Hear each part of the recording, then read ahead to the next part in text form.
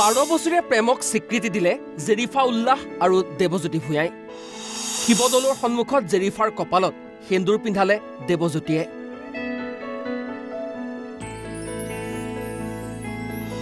প্ৰেমৰ বাবে ইছলাম ধৰ্ম ত্যাগ কৰি দীক্ষিত হ'ল সনাতন ধৰ্মত। জেৰিফাই নিজৰ নাম ৰাখিলে মৌচুমী ভূঞা। প্ৰেমে নামানে বয়সৰ সীমা, নামানে জাতি ধৰ্ম ধনী দুখীয়া। প্ৰেমে বিচাৰে কেৱল সঁচা অন্তৰেৰে প্ৰেমৰ ঠিকনা। আৰু তেনেদৰে দেৱজ্যোতি ভূঞাৰ হৃদয়ত প্ৰেমৰ ঠিকনা বিচাৰি পালে জেৰিফা উল্লাহে। 12 বছৰীয়া প্ৰেমক স্বীকৃতি দিলে জেৰিফা আৰু দেৱজ্যোতিয়ে। প্ৰেমিক দেৱজ্যোতি ভূঞাৰ সৈতে সংসাৰ গঢ়াৰ বাবে ত্যাগ কৰিলে জেৰিফা উল্লাহে। জেৰিফাৰ ঘৰৰ পৰা বাধা আছিল যদিও সকলো বাধা নেওচি শিৱদৌলত দেৱজ্যোতিৰ সৈতে আবদ্ধ হ'ল বিবাহপাশত। সনাতন ধৰ্ম গ্ৰহণ কৰি হিন্দু ধৰ্মত দীক্ষিত হৈ দেৱজ্যোতিৰ সৈতে আৰম্ভ কৰিলে যুগ্ম জীৱন। মোৰ নামটো আগতে আছিলে জেৰিফা আৰু এতিয়া বৰ্তমান মৌচুমী ভূঞা। মই মৌচুমী ভূঞালৈ ৰূপান্তৰিত হ'লোঁ এতিয়া। সেয়াই মই ক'বলগীয়া। তেখেতৰ লগত চিনাকি বুলি ক'বলৈ চিনাকি বহুত পুৰণিয়ে। 12 বছৰ চিনাকি বাৰু। 12 বছৰ অন্তৰত আজিৰ দিনটো আহিছে। মোৰ নাম দেৱজ্যোতি ভূঞা। মই কমাৰপদিয়াৰ আপোনাৰ দেৱেন ভূঞাৰ সৰু পুত্ৰ আৰু মোৰ ইয়াত ধৰ্মপত্নী। প্ৰথম তেওঁ নিজৰ আপোনাৰ ধৰ্ম সলনি কৰি জাতি সলনি কৰি সম্পূৰ্ণৰূপে সনাতন ধৰ্ম গ্ৰহণ কৰি মোৰ লগত আজি বিবাহপাশত আবদ্ধ হৈছে। তেওঁৰ নাম আগতে আছিলে আপোনাৰ জেৰিফা, এতিয়া বৰ্তমান তেওঁ আমাৰ সনাতন ধৰ্মৰ মতে মৌচুমী ভূঞা নাম গ্ৰহণ কৰিছে। উপাধি উল্লাহ আছিলে, এতিয়া ভূঞা। কি ক'ব? বিশেষ একো নকওঁ, বিশেষটো কি ক'ম, আজি এটা মোৰতো সৌভাগ্যৰ দিন।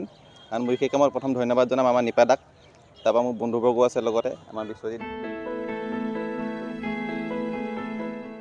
শিৱসাগৰৰ পৰা ইছাদ উল্লাহৰ ৰিপৰ্ট, অসম লাইভ 24।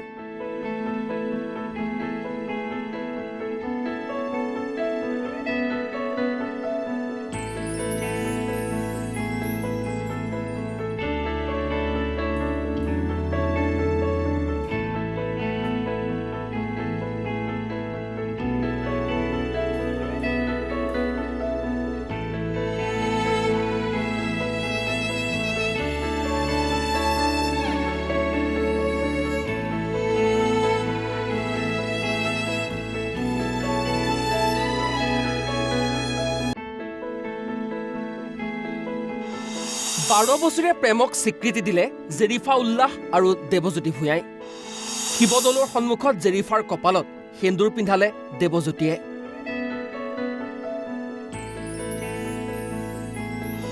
প্ৰেমৰ বাবে ইছলাম ধৰ্ম ত্যাগ কৰি দীক্ষিত হ'ল সনাতন ধৰ্মত। জেৰিফাই নিজৰ নাম ৰাখিলে মৌচুমী ভূঞা। প্ৰেমে নামানে বয়সৰ সীমা, নামানে জাতি ধৰ্ম ধনী দুখীয়া। প্ৰেমে বিচাৰে কেৱল সঁচা অন্তৰেৰে প্ৰেমৰ ঠিকনা।